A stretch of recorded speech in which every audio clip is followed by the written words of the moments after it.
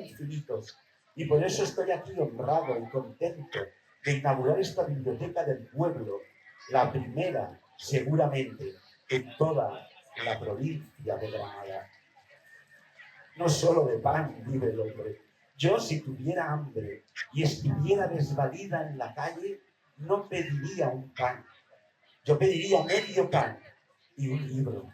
Yo ataco desde aquí violentamente a los que solamente hablan de reivindicaciones económicas sin nombrar jamás las reivindicaciones culturales, que es lo que los pueblos piden a gritos. Bien está que todos los hombres coman, pero también que todos los hombres sepan, que gocen de todos los frutos del espíritu humano, porque lo contrario es convertirlos en máquinas al servicio del Estado, es convertirlos en esclavos de una terrible organización social.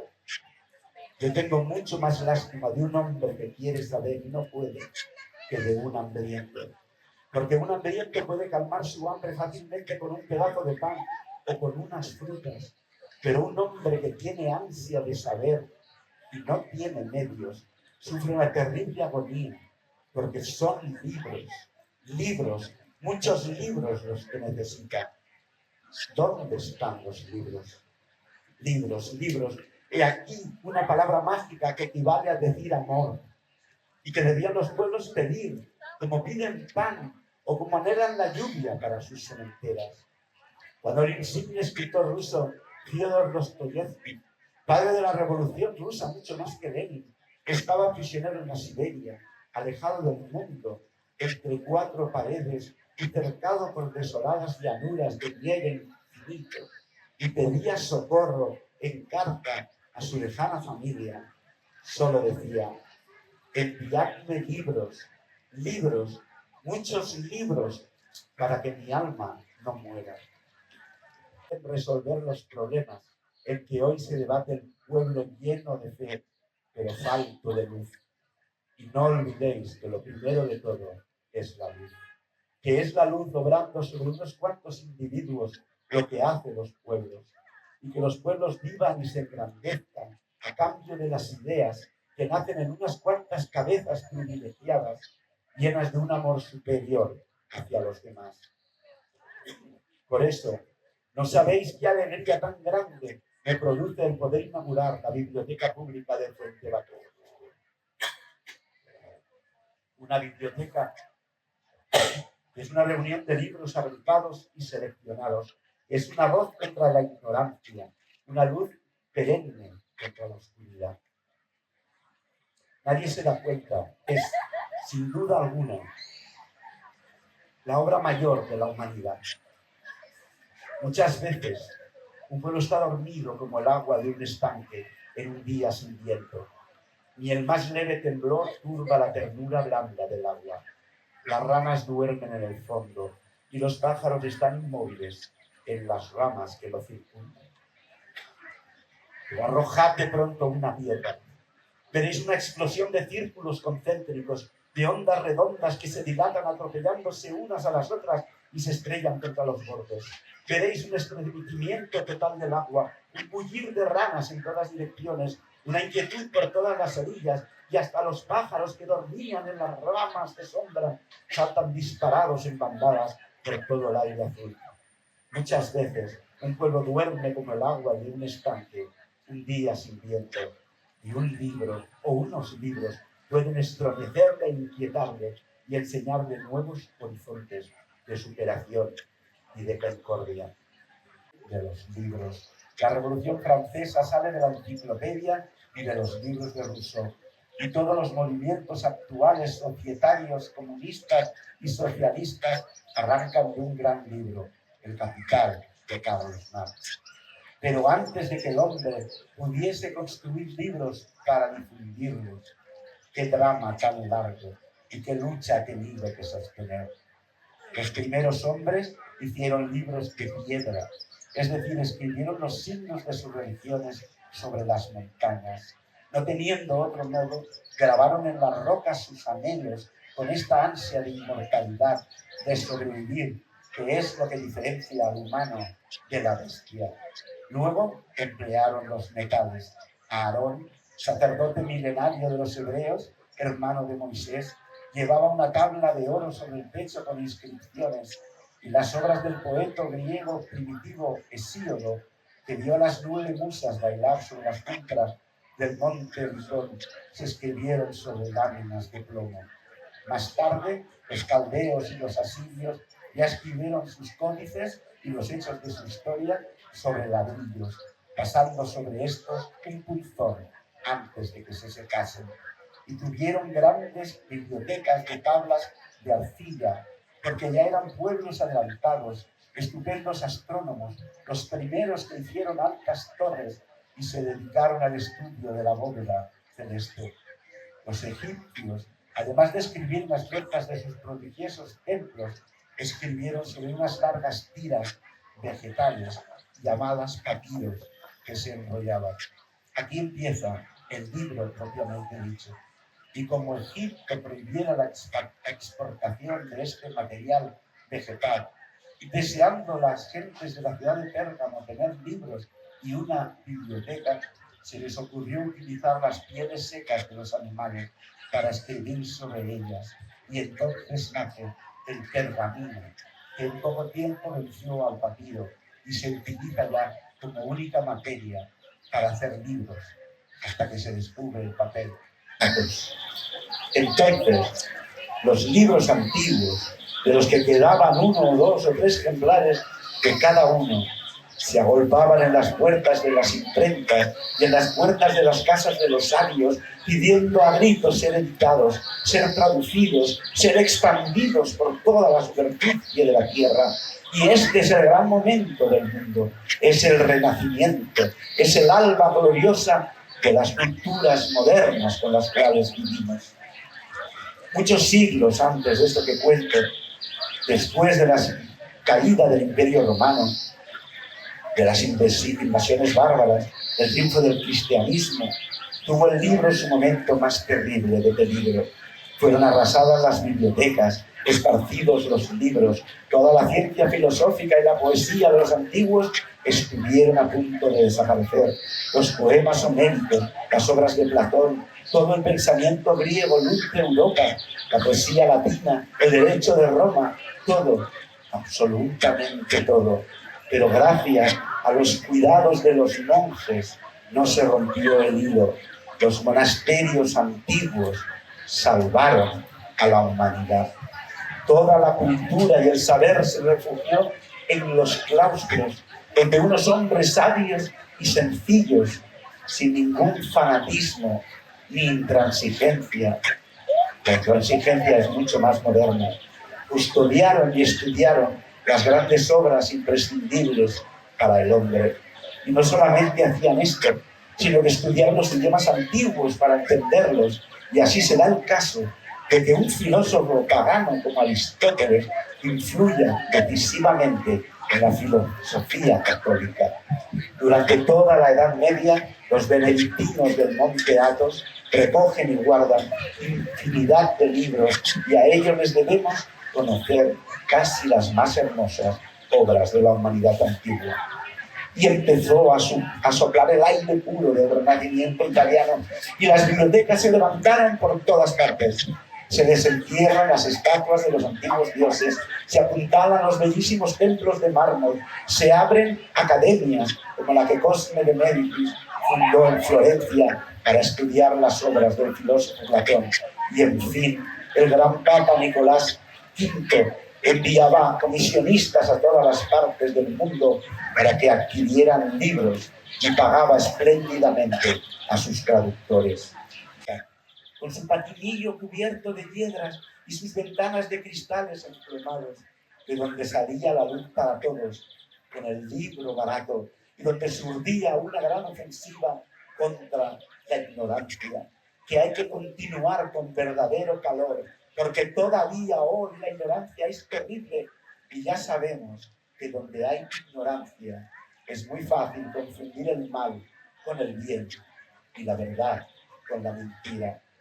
Naturalmente, los poderosos que tenían manuscritos y libros en pergamino se sonrieron del libro impreso en papel como cosa deleznable y de mal gusto, estaba al alcance de todos.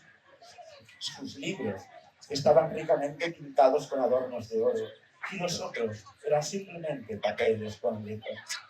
Pero a mediados del siglo XV, y gracias a los magníficos pintores flamencos hermanos Panay, que fueron también los primeros que pintaron con óleo, aparece el grabado, y los libros se llenaron de reproducciones que ayudaban de modo notable al lector.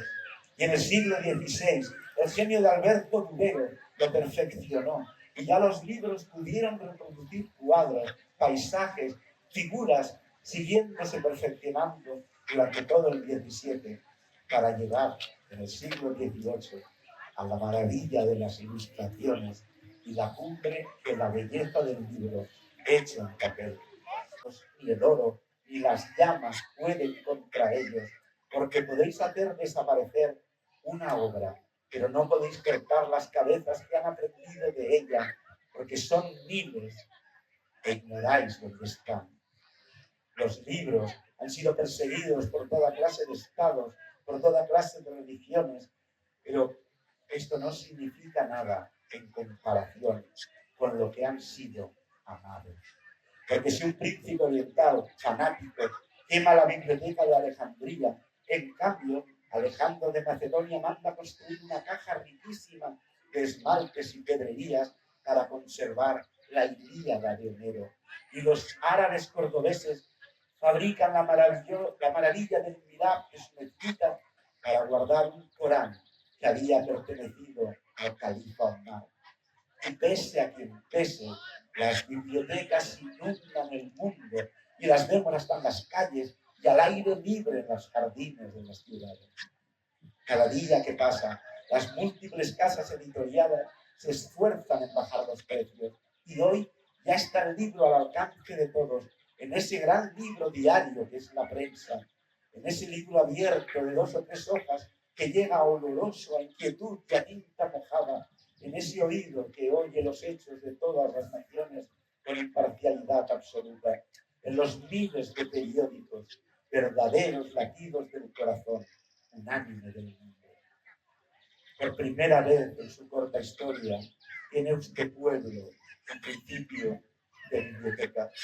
Lo importante es poner la primera piedra, porque yo y todos ayudaremos para que se levante el edificio.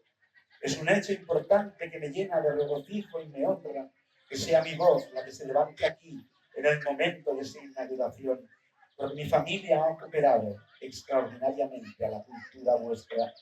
Mi madre, como todos sabéis, ha enseñado a mucha gente de este pueblo, porque vino aquí para enseñar. Y yo recuerdo de niño haberla oído leer en alta voz para ser escuchada por muchos.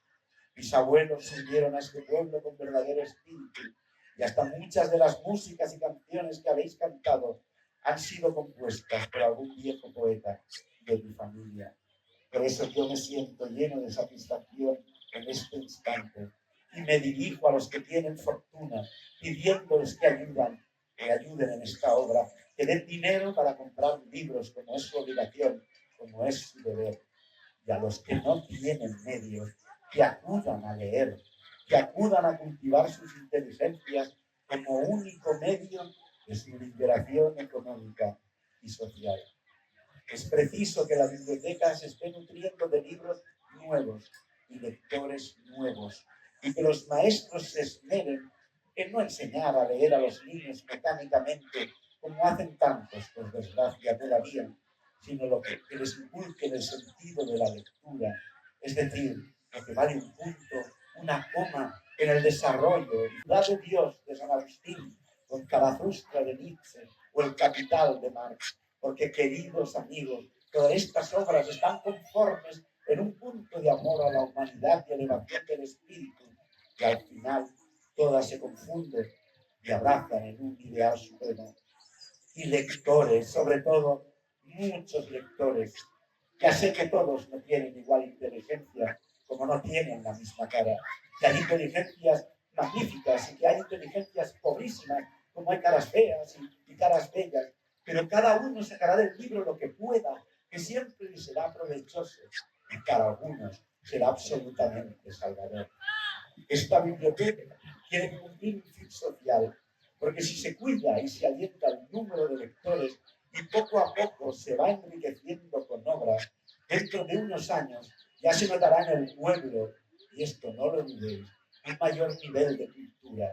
Y si esta generación que hoy me oye no aprovecha por falta de preparación todo lo que puedan dar los libros, ya lo aprovecharán vuestros hijos, porque es necesario que sepáis todos que los hombres no trabajamos para nosotros, sino para los que vienen detrás, y que este es el sentido moral de todas las revoluciones, y en último caso, el verdadero sentido de la vida. Los padres luchan por sus hijos y por sus nietos, y egoísmo quiere decir esterilidad. Y ahora que la humanidad tiende a que desaparezcan las clases sociales tales como estaban instituidas, precisa un espíritu de sacrificio y abnegación en todos los sectores para intensificar la cultura, porque la cultura es la única salvación de los pueblos. Estoy seguro que Fuentevaqueros, que siempre ha sido un pueblo de imaginación viva y de alma clara y risueña, como el agua que fluye de su fuente, sacará mucho jugo de esta biblioteca y servirá para llevar a la conciencia de todos nuevos anhelos y los libros quedan más vivos cada día, porque los árboles se marchitan y los libros están eternamente verdes, y porque en todo momento y en toda hora los libros se abren para responder a una pregunta o para prodigar un consuelo. Y que es preciso que los pueblos lean para que aprendan no solo el verdadero sentido de la libertad, sino el sentido actual de la comprensión mutua y de la vida. Y gracias a todos, gracias al pueblo, gracias en particular a la agrupación socialista que siempre ha tenido conmigo las mayores referencias, y gracias a vuestro alcalde, don Rafael Sánchez Roldán, hombre benemérito, verdadero y leal hijo del trabajo, que ha adquirido por su propio esfuerzo ilustración y conciencia de su época, y merced al cual es hoy un hecho esta biblioteca pública. Y un saludo a todos, a los vivos y a los muertos, ya que vivos y muertes componen un país. A los vivos para desearles felicidad y a los muertos para recordarles cariñosamente, porque representan la tradición del pueblo y porque gracias a ellos estamos todos aquí.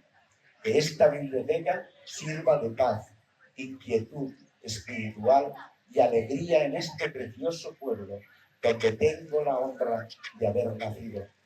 Y no olvidéis este precioso refrán que escribió un crítico francés del siglo XIX. Dime qué lees y te diré quién eres. He dicho, Federico García Lorca.